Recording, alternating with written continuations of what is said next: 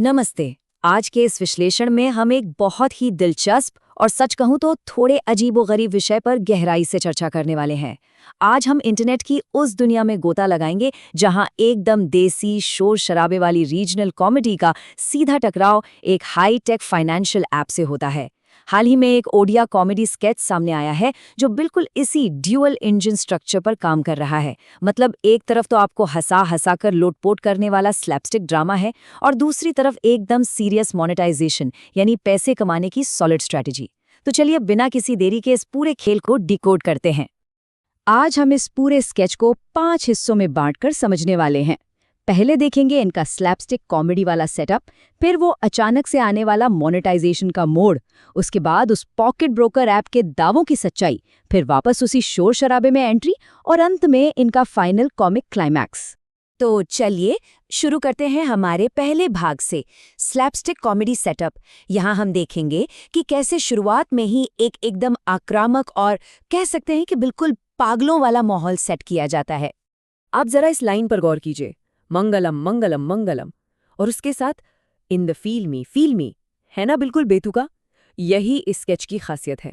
ये अजीबो गरीब नकली धार्मिक मंत्र और ऊट-पटांग बातें शुरुआत में ही एक ऐसा हुक डाल देती हैं कि आप हतप्रभ रह जाते हैं।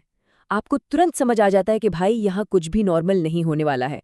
इस शुरुआती सीन में टेंशन और कॉमेडी को बिल्ड करने के लिए कई सारे एलिमेंट्स का एक साथ इस्तेमाल किया गया है। एक बेचारे बूढ़ा यानी दादाजी का किरदार है।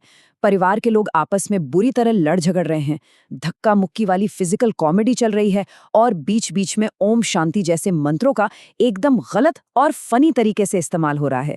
ये सब मिलकर एक ऐसा बवाल खड़ा करते हैं कि आप पूरी तरह से इस ड्रामे में खो जाते हैं। और फिर आता है हमारा भाग 2, अचानक मोनेटाइजेशन की ओर मोड़। आप इसे एक रिकॉर्ड स्क्रैच मोमेंट भी कह सकते हैं। मतलब जहां एक तरफ लोग एक दूसरे के बाल नोच रहे थे, मारपीट मच रही थी, वहीं पलक झपकते ही बिना किसी वार्निंग के एकदम से एक टेक्निकल फाइनेंशियल विज्ञापन शुरू हो जाता है। और यहीं पर सबसे बड़ा सवाल खड़ा होता है कि आखिर ये सारा बवाल, ये जो पूरा ड्रामा चल रहा है, ये पैसे कैसे कमाकर दे रहा है। ये बहुत ही दिलचस्प सवाल है, क्योंकि ये उस खाई को भरता है जो एक आम मनोरंजन ढूंढने वाले दर्शक और एक फाइनेंशियल ऐप के संभावित ग्राहक के बीच होती है। चलिए अब इस रहस्य से पर्दा उठाते हैं हमारे तीसरे भाग में, पॉकेट ब्रोकर के अंदर। आइए एकदम न्यूट्रल होकर देखते हैं कि इस पॉकेट ब्रोकर नाम के टेलीग्राम ऐप के बारे में इस स्केच में आखिर क्या-क्या दावे किए गए हैं। अब आप ये स्टेप्स देखिए जो वो फॉलो करने को कहते हैं। एक नॉर्मल हंसी मजाक वाले देसी वीडियो के बीच में अचानक से एपीआई और ऑटो ट्रेडिंग बॉट जैसे भारी भरकम टेक्निकल शब्दों का इस्तेमाल, सच में ये काफी अनएक्सपेक्टेड है। ये दिखाता है कि ये स्पॉन्सरशिप पिच कितनी कॉम्प्लेक्स है, जिसे बड़ी ही चालाकी से इस पूरे स्लैपस्टिक ड्रामे के बीच में फिट कर दिया गया है। इस स्केच में एक और बड़ा दावा किया गया है लॉस कवरिंग सिस्टम का। वो लिटरली ये समझा रहे हैं कि उनका बॉट मार्केट को एनालाइज करेगा और अगर आपको घाटा होता है तो वो ऑटोमैटिकली उस नुकसान की भरपाई करने की कोशिश करेगा। अब सोचिए, एक आम दर्शक जो सिर्फ अपना मूड फ्रेश करने आया था, उसके लिए ये कितनी एडवांस्ड और टेक्निकल फाइनेंशियल कॉन्सेप्ट है। और फिर वो स्क्रीन पर उछालते हैं ये बड़ा सा नंबर, $10,000। जी हाँ, क्रिएटर्स पूरे कॉन्फिडेंस के साथ चिल्लाकर बताते हैं कि ये ऐप आपको $10,000 का डेमो अकाउंट दे रहा है। जाहिर है इतने बड़े अमाउंट का इस्तेमाल एक हुक की तरह किया गया है ताकि लोग सोचे कि चलो यार कोई रिस्क तो है नहीं, एक बार ट्राई करके देखते हैं। इस ऐप को तेजी से फैलाने की असल चाबी इस एनर्जी सिस्टम और रेफरल स्ट्रक्चर में छुपी है। यहाँ पूरा एक जाल बुना गया है। आप दोस्त को इनवाइट करेंगे तो आपको इनाम मिलेगा, आपका दोस्त पैसे डिपॉजिट करेगा तो आपको और बड़ा इनाम मिलेगा। मतलब ये पूरी तरह से एक नेटवर्क बढ़ाने वाली स्ट्रैटेजी है जिसे बहुत ही लुभावने तरीके से पेश किया गया है। खैर, अब आते हैं चौथे भाग पर, अराजकता में वापसी। जैसे ही ये भारी भरकम विज्ञापन खत्म होता है, वीडियो एकदम से बिना किसी झटके के वापस उसी पागलों वाली स्लैपस्टिक दुनिया में कूद पड़ता है। अगर आप इस कॉन्ट्रास्ट को देखेंगे ना, तो आपका दिमाग घूम जाएगा। एक तरफ तो ठंडे दिमाग से की गई एपीआई और ऑटोमेटेड बॉट्स की कैलकुलेटेड बातें हैं, और ठीक अगले ही सेकंड एकदम वाइल्ड रियलिटी। स्क्रीन पर वापस मारपीट चालू हो जाती है और कोई चिल्ला रहा है, पानी दो बुढ़ा। ये जो अजीब सा विरोधाभास है ना, यही आज के इस डिजिटल कंटेंट की असलियत है।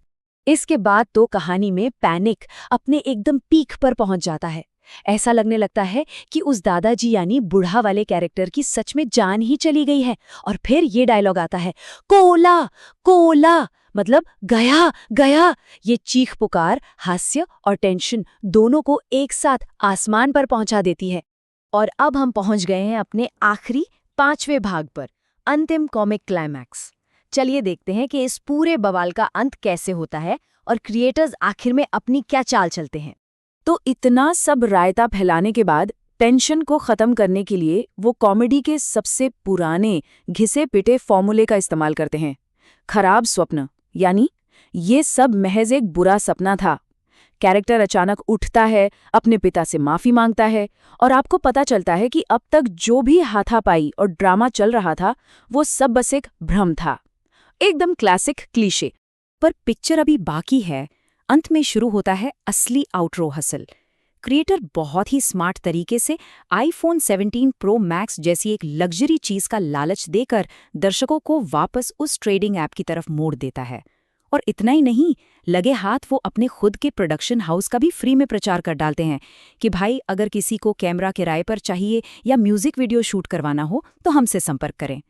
मतलब एक ही जगह पर एंटरटेनमेंट, स्पॉन्सरशिप और अपना खुद का बिजनेस प्रमोशन। तो इस पूरे विश्लेषण के बाद एक बहुत ही गहरा सवाल हमारे सामने आता है। ये कला और व्यापार का जो अजीबोगरीब संगम हमने देखा है, जहां एक ठेठ देसी कॉमेडी अचानक से एक हाईटेक फाइनेंशियल पिच में बदल जाती है, ये रीजनल कंटेंट और मोनेटाइजेशन के भविष्य के बारे में हमें क्या संकेत दे रहा है? आज के दौर में कंटेंट बनाने और उससे पैसे कमाने के बीच की जो लकीर थी, वो सच में अब पूरी तरह से धुंधली हो चुकी है। खैर, ये यकीनन सोचने वाली बात है। आज के इस विश्लेषण में हमारे साथ जुड़ने के लिए आपका बहुत बहुत धन्यवाद।